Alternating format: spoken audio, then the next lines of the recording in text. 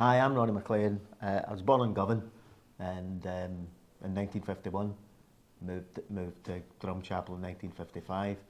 And being born in Govan, it was always the case that I was going to be a Rangers fan, with Ibrox being just up the road. Always loved football as a kid, you know. In our era, there was nothing else for us to do, especially when you were moved to the schemes. You know, there was nothing there. So you just played football. So was any of your family Rangers supporters? Was it like an uncle or your dad or anything that influenced you? I would say we were all Rangers fans, type of thing, you know. But not everybody was wanting to go to Ibrox, you know, regularly and things like that, you know. But it was something I wanted to do when I wasn't playing football myself. So these would have been the days of you wouldn't have to pay for a ticket when you were a wee boy. No. You'd have got a lift there. Do you want to explain that to a younger generation what a lift there is? It was just Literally just a lift there. Just amazing. You'd hang about and you'd see an adult coming along and he'd say, "Mister, can you lift me up?" And they would do it. You know, they just picked you up, put you on the turnstile, and away you went. That would have been the days of the hard hats. Aye, you know, Younger team. The hard hats were a wee bit. My first game was 1959. I was just coming up to 8 years of age, that type of thing. And the hard hats were. I was mere a teenager when the hard hat stuff come in. So looking back on your life, obviously Rangers supporter, it's a major part of your life. What's your first memory? If somebody was to say to you about Rangers and you had a memory, what's your first? Well, yeah, I mean, I remember obviously going to my first game and things like that type of thing, because I remember the day type of thing and how the build up to it, you know, getting taken to Ibrox. The old Ibrox. Oh goodness, you know, it's 1959, you know, type of thing. So when was Ibrox as it is? 1929, wasn't it, or something like that? Aye, so you know, so it's only 30 years old. At this point, it's a relatively new stadium. Aye. It just, my feelings for Ibrox never ever changed for that very first day as a kid. You know, you just see how beautiful that stadium it is, and I just love that. You know, were Rangers winning at the time, or were they? Yeah, we were doing okay. You know, I mean, I don't think there was so much emphasis then, say, on the number of trophies that Rangers had won. Aye. You know, type of thing. And I felt as well that there was quite a number of teams in Scotland that were pretty good. You know, they gave us good games, and of course football was different then as well. You know, the grounds were different, the balls were different. A total different culture. The football boots were different. Was it a lot faster or a lot slower? It was slower. In general terms, but you know, we've seen a lot of slow football the last few seasons with Rangers. That's you know, but in general, I think the game has speeded up a fair bit. Not get away from that. So in terms of just what I'm trying to do is I want to give you some questions you're not thinking about, and it'll instantly you'll think of them. And who would you think, as a young boy watching football and watching Rangers, who was the first player that made you think he's my hero? Oh well, I mean, it was Jim Baxter, without a shadow of a doubt. I just mesmerised with what Baxter could do with his left foot, and I'm right-footed, and it made me go away and work on my left after that. Because I've seen what he could do with his left foot. So just quickly for a second, I'll fast forward and go back. Does that count to just now, or have you still classed Baxter as your favourite? Well, I don't really have heroes. I think it's a bit strange in your 72 years of age. But if you were to pick your all-time favourite, you know, Baxter's my all-time favourite. Jim Baxter's my all-time favourite. And was that just by his ability, or was it swagger, yes, you know, the things Jim Baxter could do with a ball, and he just made the game so easy. I just love watching him. I used to go to the game and just watch Jim Baxter. I didn't watch the game. I just watched Jim Baxter. I followed his every move. Aye. He was just, you know. So this would have been the swinging 60s? Well, I wasn't swinging. This was this would have been at the same time as well that because a lot of people, younger generation, won't understand this. When you're saying you were watching Baxter, that would have included watching Baxter play with Scotland and Rangers. Well, I was never a huge Scotland fan. I've never been into international football, to be perfectly honest with you. I only loved watching Rangers. Through the Rangers side. If there wasn't a Rangers, I wouldn't be interested in football really. And at this point, were you getting to games regularly? Was it? Yeah. I was getting to games a lot, type of thing. Because at the time, I was playing on a Saturday morning, that type of thing. So you play on a Saturday morning and getting then out to Ibrox for the afternoon, and things like that. When I started playing in the afternoons, it was a bit of a drag, because I hated missing the game. So just to get the kind of picture of what it was like nowadays watching Rangers, it's a total different fan culture. It's a different world possibly as well. Glasgow was one of the biggest, was it the second city of the empire at this point still? Industrial revolution, things like that. But people could smoke in the ground, people could drink, but also people dressed differently. But the biggest one is there was a lot more fans. Yeah, I mean, the crowds were amazing, you know, type of thing. And everybody knows about standing there and you're thinking it's raining and somebody's urinating down your leg and stuff like that. You're in the queue for a pie, somebody walked in selling you sandwiches. Well, you know, there's the guy with the rolls and the spam and cheese. Spearmint. And the spearmint chewing gum and the macaroon bars. They were great. They guys were great. I mean, the macaroon bar and the Bovril, it's probably the only two times you've ever eaten them. Is it a football? No, I have Bovril regularly. I've got Bovril in my fridge. I like Bovril. So what type of, what size of kind of a crowd can you remember being? I could, 60, 70, 80,000 crowds and things like that, no problem. Huge crowds, 100,000 crowds at Hampden, for cup finals and stuff. But that's just the way it was, you know. You just expected it. And when we had to go all-seater after the disaster. Do you miss it? Do you miss it, the standing? Well, not for me now, because I couldn't stand for 90 minutes. Aye. That's for sure. But I do think it has affected the atmosphere at football games. Changed football in general. It's, that type of thing, and it's. I think when you've got 50, 60,000 people standing and swaying one way or another, it must have a big influence on how the players react when they see it. But you look up and everybody's sitting there on ice. So a young boy watching Rangers, 100,000 crowds. Where would you traditionally? Where would you have watched them from? The Derry end? No, Centenary. The Copeland was. The Centenary stand wouldn't have been there at that point. No, Centenary stand came along in on the Centenary, 72. So where would that be? So where would you be watching Rangers in the new stadium in terms of location? Well, I would be at the Sandy Jardine side of the Copeland. And down at the front, obviously, because I was wee. I had to get down to the front to see anything. That's where I used to go. So what's your, in terms of your first game you can remember being a game that you would stick out in your memory? Would it be the Old Firm or a cup final? Strangely, the thing that sticks out in my memory the most is the Derek Johnson final. You know, when he gets up between Billy McNeil and who is it? Clark, was it? I can't remember. No, Clark. Can't remember the fullback's name. He headed it in, beautiful, beautiful goal that, and for a 16-year-old kid to play the way he did, and it wasn't just the goal, you know. That's the early 70s, isn't it? I think I was 71. I'm terrible with remembering dates of games and things like that. Absolutely terrible.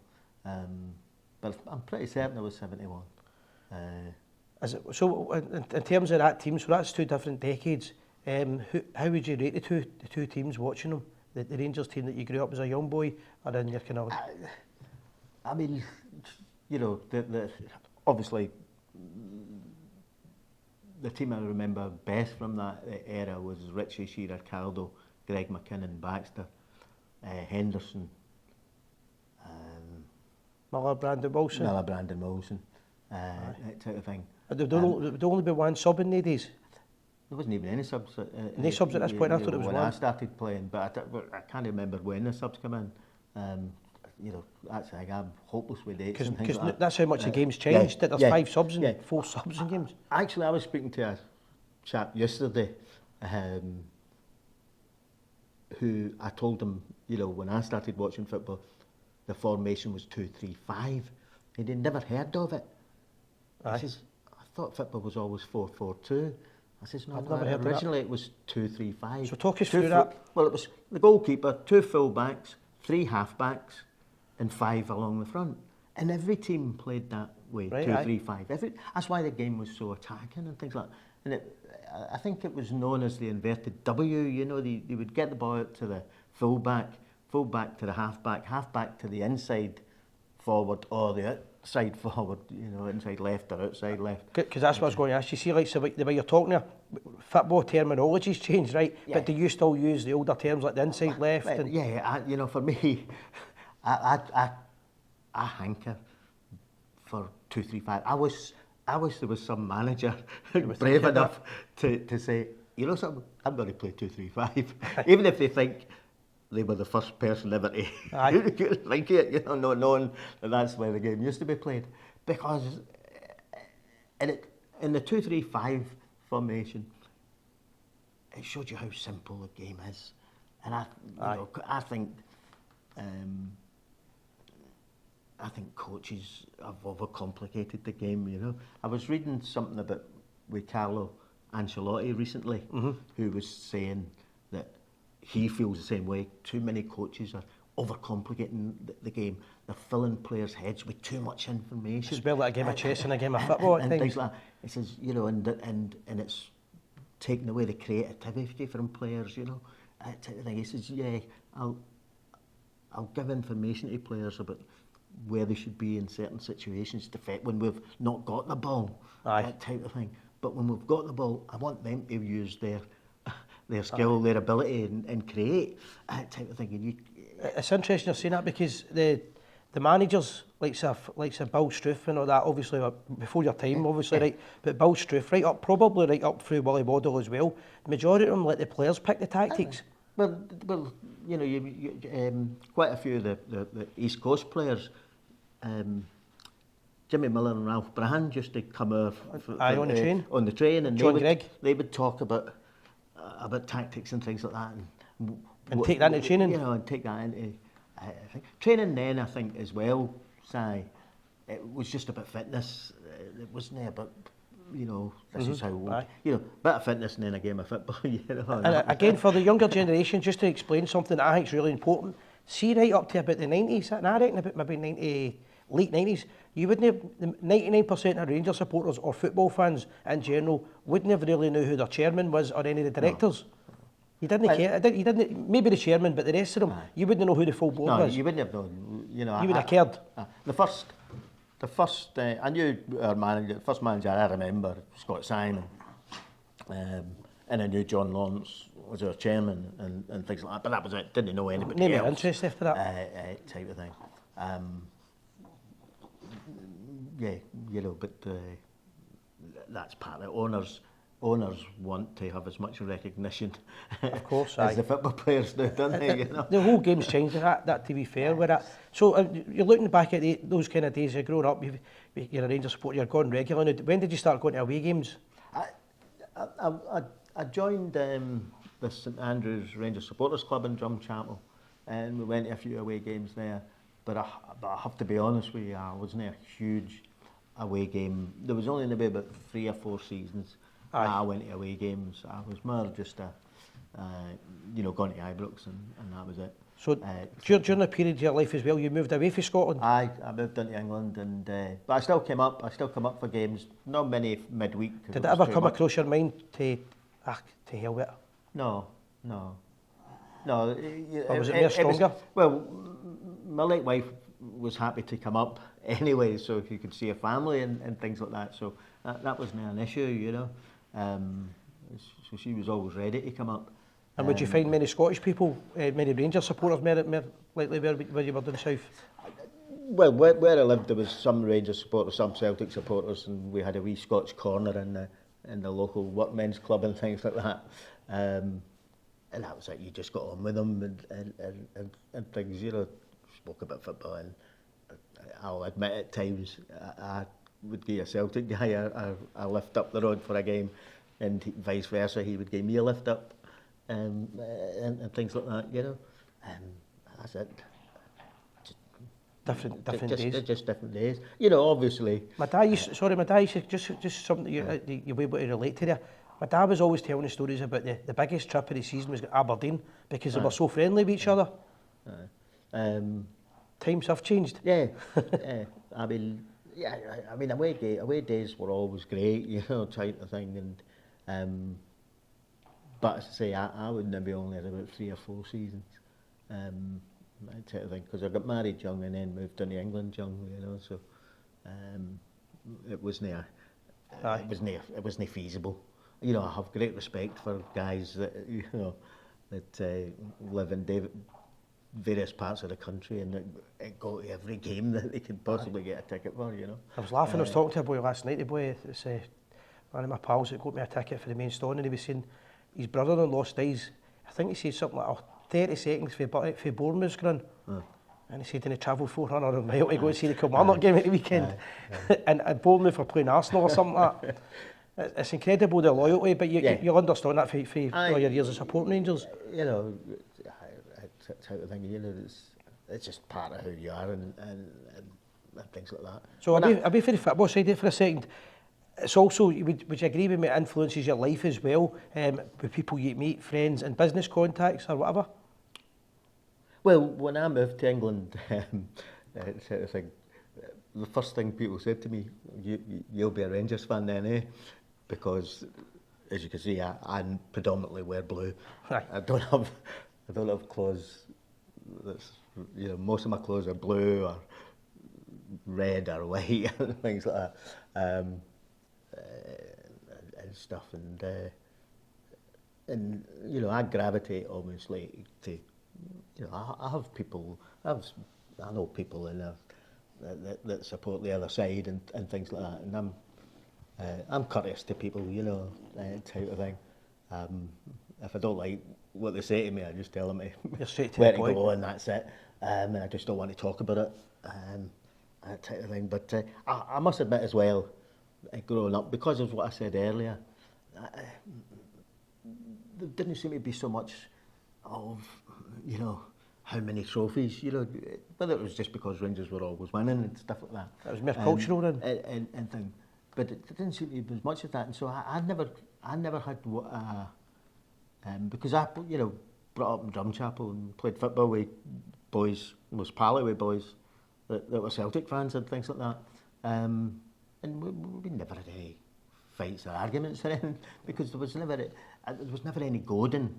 It was just your pals. You know, they were just, you know, it's your turn this year, and you might be next year and things like that. And that was it. Another thing as well with football, see what you're talking about in the days, Ronnie. It's like, I know you said it's a totally different game, right? But you're talking about no shin guards with professionals and heavier balls as well. I mean, okay, fair enough. I'm glad that some of the tackling that used to prevail in the game has went out. You know, there's so many players, great players that, you know, ended up with short careers because of bad tackles and things like that. So much nastiness going on, and you know, some of the tackles didn't allow, you know, decent, skillful football to be on display. So that's a good thing, you know, that those sort of tackles have been more or less taken out of the game. And when you see them now, you know, you look back. Jesus God Almighty. Also the conditions, yes, that's a big thing. Yeah, I mean, goodness gracious,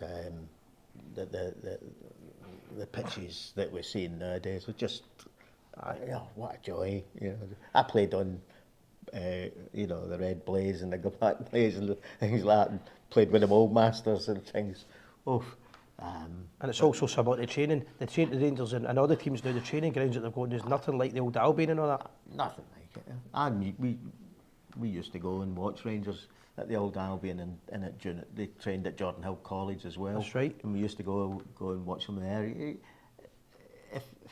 And the other thing is, I mentioned this to you before, by the time we get back to Drumchapel on a Saturday night, there would be Rangers players in the Orange Halls and things like that. Aye, because that was part of their contract. That was, I don't know whether it was part of their contract or what, but they were done there type of thing, and so you were closer to the players. Aye. Type of thing. I don't see that ever coming back. It's hard enough to get the players to come to. Well, you mentioned before like we started this, you mentioned the fact that apart from in the current Rangers team now, Conor Barron's probably the only one that might be affiliated with Rangers in 20, 30 years' time. Even that's a might. It's no a. Yeah, I mean, okay, there's a lot of the current players will still support the club when they retire, and they'll still think fondly of the club and things like that. And they might come back the odd time, for the half-time draw or whatever. Aye, but it's not the same relationship. It's that relationship that we had away back then is never going to come back, I don't think. And seen the days as well. The money players are earning now. Aye. You can understand it, and also with social media as well is a big I would big say problem. that's the biggest thing. And so, in the last maybe 20, 30 years, is there any memorable Rangers bars or social clubs? I know you've got friends down south of Thringstone boys and things like that. Yeah, I mean, I have to remind you to shout your palate enough before you forget. We'll do that at the end if you don't mind. It's one of the things about being a football supporter, and particularly a Rangers supporter, that the people you meet. Yeah. And some of them, you might never ever meet again, and others you end up lifelong friendships. And some of them you only meet at football. You never meet them any other place. You don't. That's it. And that's fine. It can be different reasons for that. But yeah, I've been fortunate to meet some amazing people, great people. I've formed long-term friendships with them, and I consider them really good friends and things like that. Sadly, my time of life, I've also lost some great Rangers friends. But that's life, you just got to keep pushing on. And maybe at this juncture, if you don't mind, a big shout out to my good friend Billy MacLeod and his good wife Betty MacLeod in Melbourne, Australia there. Hi Billy, hope everything's doing well for you. A shout out as well, if you don't mind, to two friends of mine who have gone through difficult times at the moment. Davy Cowan from Erskine and Jim Patterson from Gillingham, Kent. Stay strong, guys. Nice one. So it's a great connection you get. Some of your best friends are probably because of the football, because of Rangers. Yeah. I would say the majority of them, because I'm a bit of an oddball. I've never made friends at work. Aye. Basically because you were a boss. Because I don't. When I finish work for the day, I'm finished work for the day. Aye. I don't want to talk about my work. You know what I mean? That's a good point. I just don't want to talk about it, and I always found that people wanted to talk about work after work. Aye. So it's probably the main conversation. And I tried to make friendships outside the workplace and things like that. So let's talk about some of the big moments being a Rangers supporter. In your lifetime, Rangers have played in 3 European finals. Would that be right? No, they played in 4. We played 4. in Showing your age now then, aye. Type of thing. I didn't get to the Bayern Munich one. I was a puppy then, basically. But I got to Barcelona. I got to Did you get Manchester. to the game? Did you get to the yes, game? Yeah. Aye. And I got to Seville. Very, very lucky. And that connection, just when you're taking that, you're talking about the connection with the players. You've seen the connection with Bud Johnson, all the players, Derek Johnson. These guys are still connected, and you would meet them in big shout out to Thringstone Rangers Supporters Club, and in particular Rab Henderson. He's over in Paris at the moment, Right. You know? You'll get to watch this on the YouTube then. He missed last night's game. Yeah, and so yeah, Bud and Steenie have been great supporters of Ringston. Aye. Rangers Aye, you supporters brought them club. down, but that's what I'm went a saying. few times, aye. For all the teams, yeah. all the teams that have played in the Yeah. final, the last Yeah. two, you'll not Yeah. see a lot of them coming in. What's your memories of the finals? Well, you know, the disappointment of not being able to see John Gregg lift the cup at Barcelona. Were you one of the ones on the park? No. You sure? No. Yes, I am 100%. There's CCTV certain. evidence.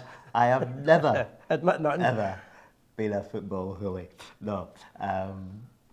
Sort of thing. No. It must have been tempting. No, it wasn't tempting.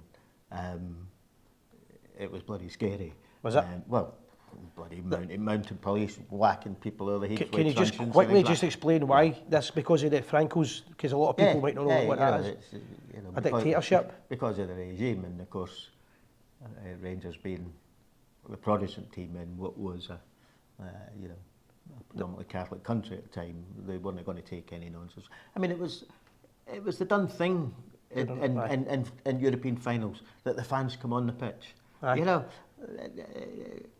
Celtic fans were able to do it in '67 and things like that. There wasn't any issues and things like that, and it always happened. But bang, They've came out.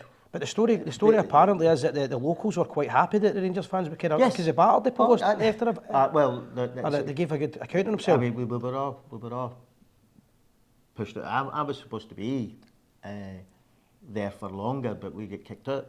Yep. You know, they came in buses outside the hotels, and if you were, Scottish, bang, go. I've got another 3 days of my holiday. Go. And at the time, I made a song and dance about it, but then when I think about it, Done you a favour? Aye, we were a bit. But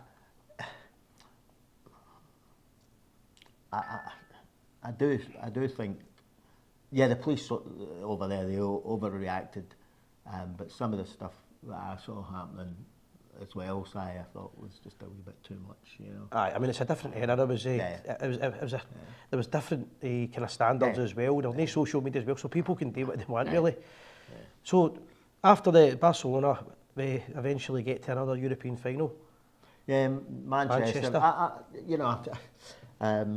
was a buzz. The buzz just gone down there on the I was done, convoy. I was done visiting my son when I got notification that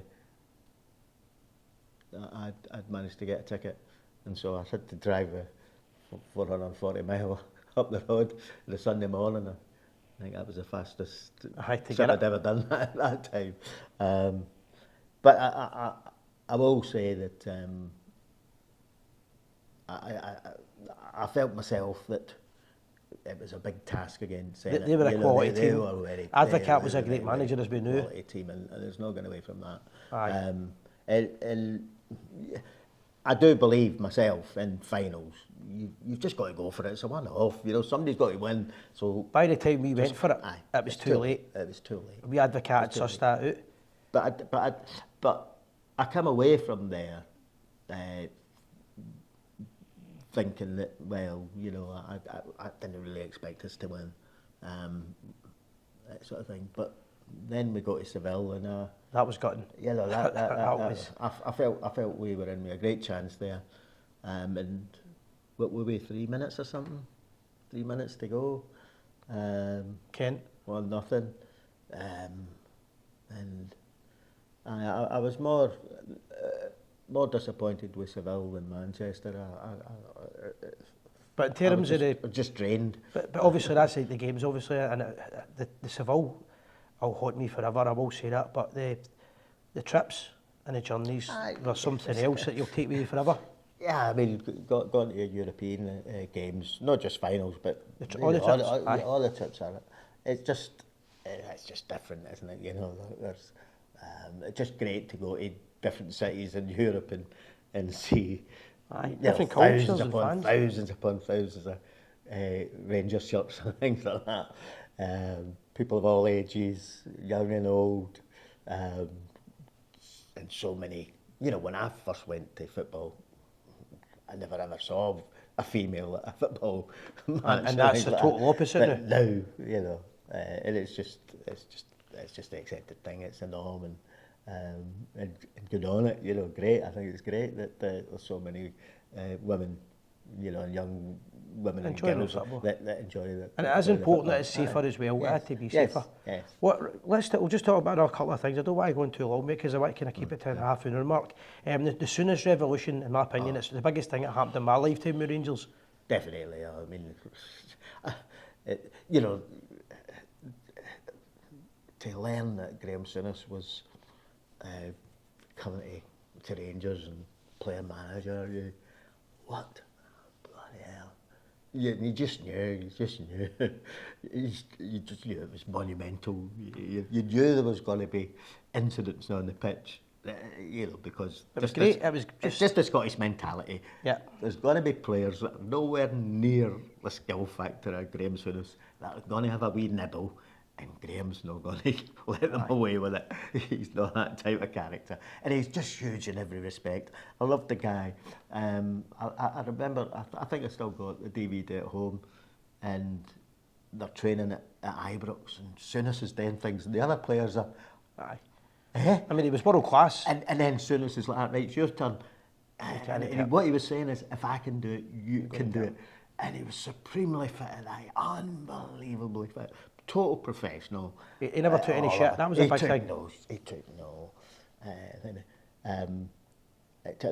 But the good thing for Graham, and he always acknowledges this, having Walter Smith beside him, calmed him down maybe a few times. It really did. It was probably his best signing. Yes. Off the park, and I would say on the park. I would say his best signing at that time would have been Terry Butcher, only because of the credibility that he gave Rangers. Because at this point we've got the captain England. Yes. We've got Chris Woods, what a goalkeeper. Outstanding. As well, lovely big guy into the bargain. Gary Stevens. Yeah, aye. Trevor Stevens as well, who's silky player. Richard Gough. Oh, you know, Gough was... Every one of these guys is a leader. Aye, you know, this, something we're short of just now. Type of thing. And then, you know, Laudrup, Big Mark Haitley, what some of his goals, you know. Aye. And then, you know, Super Ali, type of thing. Another thing as well, with McCoist and my hero Davy Cooper, the Souness revolution brought the best out in them. Yes. Because they played a bit similar to John Gregg in the past. They played in a bad Rangers team at times as well, and they stayed with the club. And then, you know, when people were telling me, Paul Gascoigne signed for Rangers. I mean, never. Yes. You would never have believed that. And of course, I'm living in the northeast at the time, in Durham and stuff. And times midweek games, I'd go to Sunderland. I saw Ali McCoist playing for Sunderland. Aye. Yeah, you know, Alan Durbin was the manager then. Durbin played him as a half-back, as I would call him. Played him as a number 4, you know. And the Sunderland fans really took to Ali, you know, even although he didn't have the best of times there. But they liked him, they knew he had a bit of skill about him, and he was a cheeky chappy type of thing. So I'd go to Sunderland games or Newcastle games and things like that midweek. And then you're hearing that Paul Gascoigne's coming, you know, side of Rangers. Just, you know, the skill that Gascoigne had. At that point, it was a great time to be a Rangers supporter as well. In terms of it's always a good time to be a fan, but the buzz at the time, everything was good. Yeah, I mean, the thing about being a Rangers fan, the message I would get to the younger fans is, I know you might not want to hear this because that type of thing, but try and get a hold of any videos or DVDs, type of things, or even books, if you like reading and things like that, and get into the history and things. And, you know, Sam might not like me with it, but I'm going to plug the Founders Trail, for example. I know, 100%. You know, that's one the more again. You know, the Founders Trail is just an amazing thing, and what Ian and Gordon have done there is just fantastic. You know, and even if you don't do anything else, I would say to you, do the Founders Trail. Yep. You know, whether you go and do the trail on the bus or go to a Rangers supporters club where the Founders Trail's coming to do their presentation. Because it didn't just run off a story, also they do the project for the graves, which is a big thing. Oh, huge. That's a wonderful thing.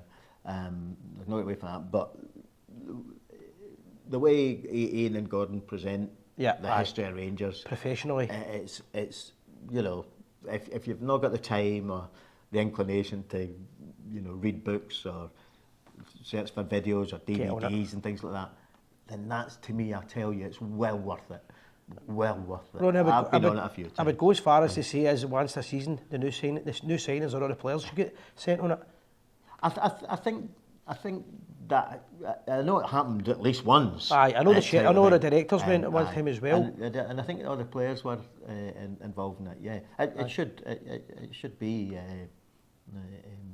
you know, a condition right bang that away you go. But for young fans, type of thing, it's presented in such a way that it's an enjoyable. Aye, because if you tell people that are no 100 Rangers under their life, right, about the Founders Trail, the first thing they say is, that sounds a bit boring. There's a lot of humour in it. It's anything but. And I like exactly how clever Ian and Gordon were. They do it just like a football match. 45 minutes, you know, a pie, half-time interval break, you know, and then another 45 minutes, and then post-match questions and things like that. So it's just as if you've, you know, been at a game or watching a game. Highly recommend it. Definitely. And a bigger one would be for me is if you can get it for a supporters club, because if you get it, not just one or two people getting to see it, if you can get your club to see it, it's a phenomenal story. It's, you know, if you run a Rangers supporters club and you've not already invited Ian and Gordon to your club, then I would suggest you do. And one of the big things they always talk about, this, I'm not wanting to get into a paranoia sort of rant here, right, but there's no many clubs in the world that have got a story like that. There's none. There really isn't. And if it was other clubs, then you would never hear the end of it. The Founders Trails.